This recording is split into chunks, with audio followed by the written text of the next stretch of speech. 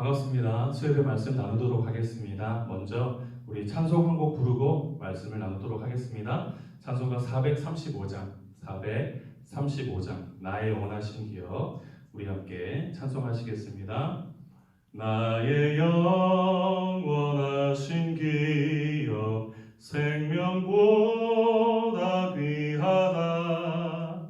나의 갈 길 다가도록 나와 동행하소서.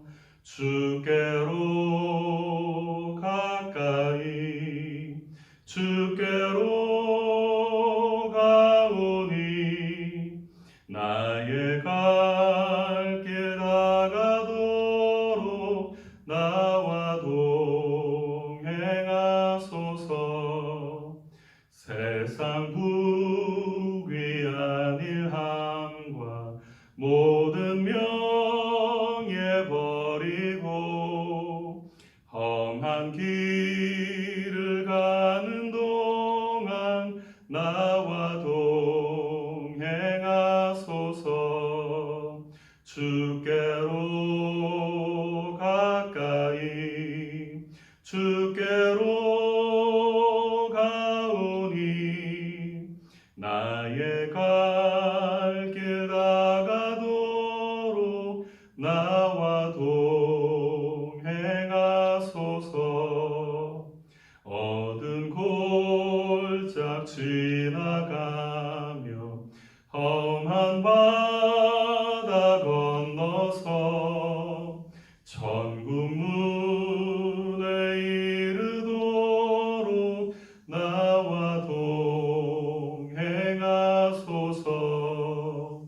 주께로 가까이 주께로 가오니 나의 갈 길 다가도록 나와 동행하소서. 주께로 가까이 주께로 가오니 나의 갈 길 다가도록 나와 동행하소서. 아멘. 아멘. 늘 주님과 동행하시는 우리 성도님들 되시기를 축복합니다. 오늘 말씀 제목은 성결 공동체이고요. 본문은 에베소서 1장 15절에서 23절까지의 말씀입니다. 저와 함께 교독하시겠습니다.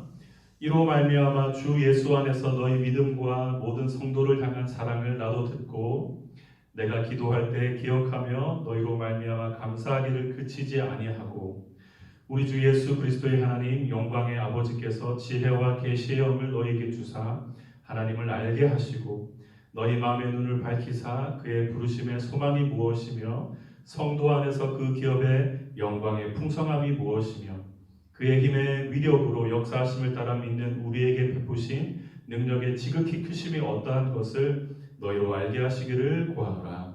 그의 능력이 그리스도 안에서 역사하사 죽은 자들 가운데서 다시 살리시고 하늘에서 자기의 오른편에 앉히사 모든 통치와 권세와 능력과 주권과 이 세상뿐 아니라 오는 세상에 일컫는 모든 이름 위에 뛰어나게 하시고 또 만물을 그의 발 아래에 복종하게 하시고 그를 만물 위에 교회의 머리로 삼으셨느니라. 교회는 그의 몸이니 만물 안에서 만물을 충만하게 하시는 이의 충만함이니라. 아멘. 영성 회복의 신앙이라는 책이 있는데요. 그 책에 다음과 같은 내용이 있습니다. 한번 읽어드리겠습니다. 신학자 틸리히는 사랑을 때문에의 사랑과 그럼에도 불구하고의 사랑으로 크게 나누었다. 그는 이 세상의 사랑의 모습은 대부분 때문에의 사랑이라고 말하고 그리스도인의 사랑은 이와는 달리 그럼에도 불구하고의 사랑이어야 한다고 주장했다. 때문에의 사랑은 자신의 욕망의 바탕을 둔 이기주의적 사랑이므로 사실상 사랑이라 말할 수 없다. 그러나 그럼에도 불구하고의 사랑은 이기주의가 배제된 것이므로 진정한 의미에서 사랑이라 말할 수 있다. 한 기업가가 우연히 한 농부를 만나서 이런저런 이야기를 하게 되었다. 농사를 꽤 많이 짓고 있는 모범 농가였으므로 그 농가의 이곳저곳을 둘러보기로 했다. 그런데 농부가 막 심으려고 밭 도랑에 쌓아둔 씨 감자들이 하나같이 쭈글쭈글하고 상한 것들처럼 보였다. 그래서 기업가는 왜 모두 이런 모양을 하고 있느냐고 물었다. 그러자 농부는 감자를 많이 수확하려면 씨감자에 햇볕도 쪼이고 차가운 겨울바람도 쐬게 해야 하는데 그렇게 시달리다 보면 감자꼴이 그렇게 된다는 이야기였다. 어려운 환경에 시달려 볼품없게 된 씨감자가 더 많은 감자를 생산한다는 역설적인 이야기는 우리에게 적지 않은 교훈을 준다.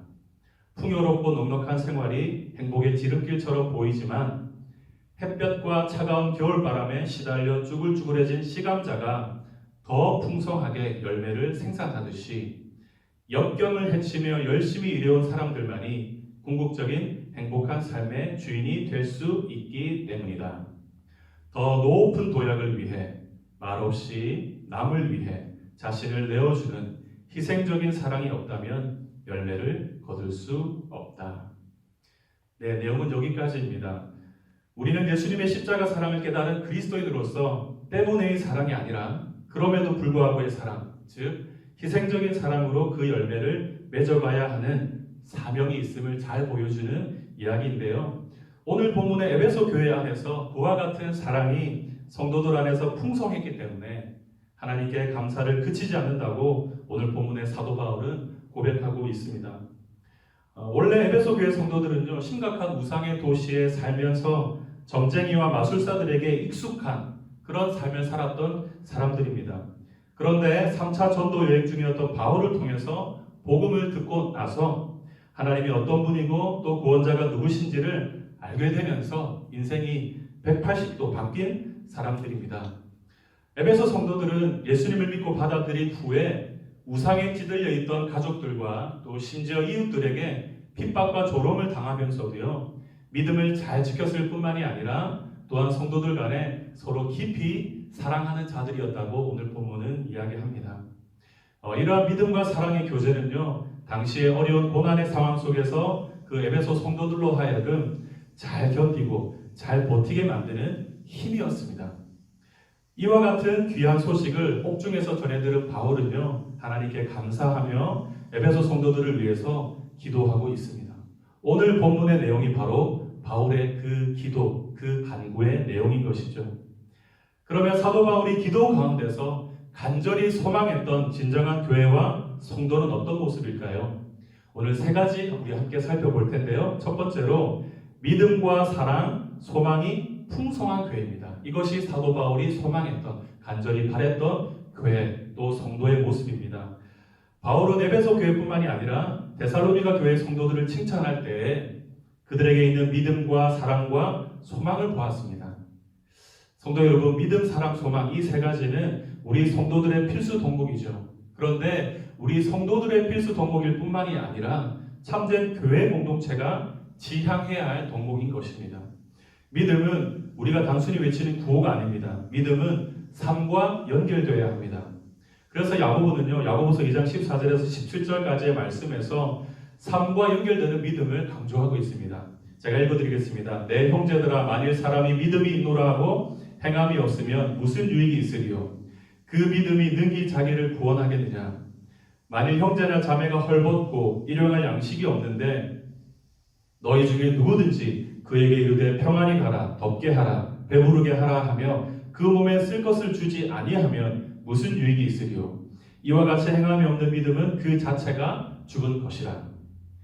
우리에게 믿음이 있다면 교회 공동체 안에 그리고 우리 이웃 안에 헐벗고 양식이 없어 줄인 사람들에 대해서 외면하는 것이 아니라 그런 형제에게, 자매에게, 이웃에게 그 몸에 쓸 것을 주는 것이 믿음이라고 야고보는 우리에게 분명히 전해주고 있습니다. 구체적인 삶의 현장에서 나타나고 보여지는 것이 믿음이라는 것이죠. 그런 믿음이 진짜 살아있는 믿음입니다. 우리 교회가 이와 같은 진짜 믿음을 가진 신광교회 공동체가 되기를 소망합니다. 다음으로요, 사랑인데요. 사랑은 무엇입니까? 말로 하는 것이 아니라 반드시 수고함이 있어야 합니다. 가정에서도요, 또 교회에서도 사회생활 가운데서도 어디서든 사랑이라고 하는 것은 반드시 희생의 수고가 있어야만 합니다. 사람들은 언제 감동을 받습니까? 보이지 않는 곳에서 자신의 권리를 포기하고 남을 위해서 헌신하는 모습을 볼 때 사람들은 감동을 받죠. 그래서 우리의 이 사랑의 경계는요, 나와 같은 울타리 안에 있는 사람만이 아니라 울타리 밖의 사람들에게까지 그 사랑이 나타내 보여져야 합니다. 우리는 그렇게 살아가야 하는 것이죠. 다음으로 소망은요, 인내를 반드시 필요로 합니다. 소망은 무엇을 필요로 한다고요? 인내요, 인내. 같은 공동체 안에 있는 모두에 대해서 우리는 인내하며 살아야만 합니다. 참고 보듬어 주어야 하는 것이죠. 우리 공동체 안에 있는 형제와 자매를 한번 우리 성도님들 생각해 보시기를 바랍니다. 내 옆에 어떤 형제 자매가 있는지. 얼굴이 같은 사람이 있습니까? 다 다르죠. 또 성격이 서로 잘 맞는 사람이 교회 안에 몇 명 있겠습니까? 다 제각기 다양한 성격을 가지고 있습니다. 그러면 신앙의 수준은 어떻습니까? 신앙의 깊이요. 어떤 분은 믿음 생활한 지 3년, 4년, 5년도 안 된 사람이 있습니다. 어떤 분들은 우리 신광교에서 어릴 때부터 우리 교회에서 신앙생활 해온 분들이 있습니다. 그런데 예수님은요, 어떻게 하십니까? 어떤 성격의 사람이든지 또 어떤 수준의 신앙을 갖고 있든지 각 사람을 귀하게 여기시고 사랑하십니다. 그러므로 서로가 주님 안에서 잘 성장할 수 있도록, 그리스도를 아는 지식에 함께 자랄 수 있도록 서로가 서로에 대해서 참고 인내해 주어야만 우리 공동체는요, 건강한 교회가 될 수 있습니다. 그럴 때 소망의 열매 또한 열리게 되는 것이죠. 간절히 바라기는 우리 신광교회 공동체가 이와 같이 믿음, 또 사랑, 소망으로 풍성한 공동체가 되도록 늘 간구하고 기도하는 우리 성도님들 되시기를 바랍니다. 바울이 소망하는 교회의 모습 두 번째는요, 하나님의 뜻을 알고 행하는 교회입니다. 저를 따라서 하시겠습니다. 하나님의 뜻을 알고 행하는 교회. 우리 17절 말씀 함께 보겠습니다. 우리 주 예수 그리스도의 하나님, 영광의 아버지께서 지혜와 계시의 영을 너희에게 주사 하나님을 알게 하시고. 바울은 에베소 교회 성도들이 지혜와 계시의 영을 통해서 하나님을 알기를 원했습니다. 지혜와 계시의 영은 그럼 누구를 말할까요? 바로 성령 하나님이시죠. 바울은 에베소 교회 성도들이 참된 지혜와 계시를 주시는 이 성령의 충만함을 입어서 하나님의 부르심의 소망이 무엇인지, 하나님이 베푸시는 기업의 풍성함이 무엇인지, 또 성도에게 베푸신 능력이 얼마나 크신지에 대해서 하나님의 뜻을 온전히 아는 삶을 살기를 간구하고 있습니다. 교회와 성도를 향한 사도 바울의 소망이자 또 우리 주님의 소망이지요. 그래서 사도 바울은 간절히 간구하고 있는 것입니다. 로마서 12장 2절 말씀에 보면요, 이렇게 말씀하시죠. 너희는 이 세대로 본받지 말고 오직 마음을 새롭게 함으로 변화를 받아 하나님의 선하시고 기뻐하시고 온전하신 뜻이 무엇인지 분별하도록 하라고 했습니다. 하나님을 알고 그분이 가지신 뜻이 무엇인지를 분별하고 행할 때에 우리는 하나님을 기쁘시게 해드릴 수 있다고 바울은 말씀하고 있습니다. 성도 여러분, 코로나 때문에 한국의 교회가 1년 넘게 어려운 시간을 보내고 있습니다. 성도님들이 어려움은 말할 것도 없죠. 모두에게 어려운 시간입니다. 그러나 이 어려운 상황 속에도 분명히 하나님의 뜻은 있을 것입니다. 하나님은요, 생각하시고요, 뜻하시고요, 움직이시는 분이시죠. 우리는 코로나 때문에 마치 손과 발이 묶인 것처럼 사역을 마음껏 할 수도 없고 마음껏 모여서 뭔가를 할 수 있는 상황이 아닙니다. 그러나 분명히 어려운 이 상황 가운데서도 하나님의 뜻하신 바가 우리 성도님들 개개인에게 있을 것입니다. 그래서 그것을 한번 고민해 보시고 찾아보시기를 바랍니다. 바울은요, 그 아까 로마서 12장에 말씀하셨지 않습니까? 우리에게 선하시고 기뻐하시고 온전하신 하나님의 뜻이 무엇인지 분별하라고 권면하고 있지 않습니까? 그래서 우리 공동체를 위해서, 아니면 내 구역 식구를 위해서, 옆에 있는 믿음의 가정을 위해서 하나님이 나를 통해서 무엇을 하기를 원하시는지 한번 곰곰이 생각해보고 기도해 보시는 우리 성도님들 되시기를 부탁드립니다. 코로나로 힘든 이때에요, 우리 공동체를 향한 또 하나님의 뜻을, 우리 가정을 향한 하나님의 뜻을, 또 나 개인을 향한 하나님의 뜻을 온전히 분별하여 하나님을 기쁘시게 해드리는 우리 신광교회가 되기를 간절히 소망합니다. 마지막으로 세 번째 바울이 소망하는 교회는요, 예수님이 머리가 되시는 교회입니다. 저를 따라서 하시겠습니다. 예수님이 머리가 되시는 교회. 오늘 본문 22절 23절에서 바울은 예수님이 교회의 머리이시고 교회는 그리스도의 몸이라고 비유했습니다. 그러면 교회 안에 있는 각 성도들은 무엇입니까? 그 몸의 지체가 되는 것이죠. 사람은 유기체입니다. 몸과 머리는 분리되어 있지 않고 하나로 연결되어 있습니다. 몸은 머리가 지시하는 대로 움직일 수밖에 없지요. 그것이 정상이고 건강한 육체입니다. 그러므로 모든 성도들은 교회의 머리 대신 예수님의 말씀에 순종해야 하는 것이죠. 그렇게 될 때에만 그 교회는, 그 공동체는 건강한 공동체, 건강한 교회, 살아있는 교회, 더 나아가서 선한 열매를 맺는 교회가 될 것입니다.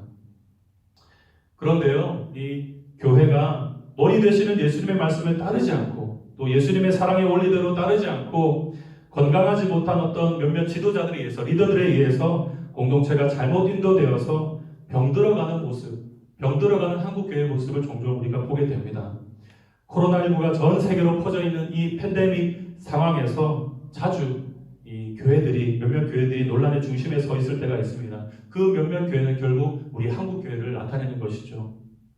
그래서요, 우리 성도님들 특별히 기도해 주실 것은 교회에 세우신 리더들을 위해서 바울처럼 좀 기도하기를 소망합니다. 세우신 리더들이 진정으로 예수님을 따르는 자들이 되게 해달라고 좀 기도해야 하고요. 또 예수님의 겸손한 마음을 품게 해달라고 또 기도하기를 원하고요.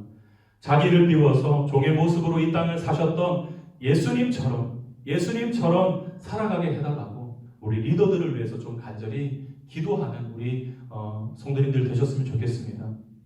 그 리더들이 머리가 되는 것이 아니라 예수님이 진정한 교회의 머리가 되시도록 기도하기를 소망합니다. 성도 여러분, 성결한 리더, 겸손한 리더, 건강한 리더에 의해서 공동체가 인도되어질 때 그 공동체는 안정을 갖고 나아갈 수 있게 되고요. 교회의 본래 사명을 잘 감당해낼 수 있습니다. 우리 신광교회가 담임 목사님을 중심으로 또 장로님들을 중심으로 이와 같은 리더들을 잘 세워서 교회의 본래 사명을 잘 감당하는 교회가 되기를 진심으로 소망합니다. 오늘 우리는 에베소서 1장의 바울의 기도를 통해서 주님이 기뻐하시는 교회가 무엇인지 잠시 살펴보았습니다. 첫째, 주님이 기뻐하시는 교회는 무엇입니까? 믿음과 사랑과 소망이 풍성한 교회입니다. 둘째는 무엇이었습니까? 하나님의 뜻을 잘 알고 분별하고 행하는 교회이죠. 셋째는 예수님이 머리가 되시는 교회입니다. 바라기는 우리 신광교회가 주님이 기뻐하시는 교회로 든든히 세워져 가기를 간절히 소망하고 축원합니다. 우리 함께 기도하시겠습니다. 살아계신 하나님, 오늘 에베소서 1장에서 사도 바울은 에베소 교회가 믿음과 사랑과 소망으로 충만한 교회가 되기를 간구했습니다. 또한 하나님의 뜻을 잘 알고 분별하고 행하는 그러한 교회가 되기를 간구했습니다. 마지막으로 교회의 머리는 예수님이라고 분명하게 선포했습니다. 하나님 아버지, 주님이 세우신 우리 신광교회가 주님이 기뻐하시는 그와 같은 교회가 되게 하여 주시옵소서.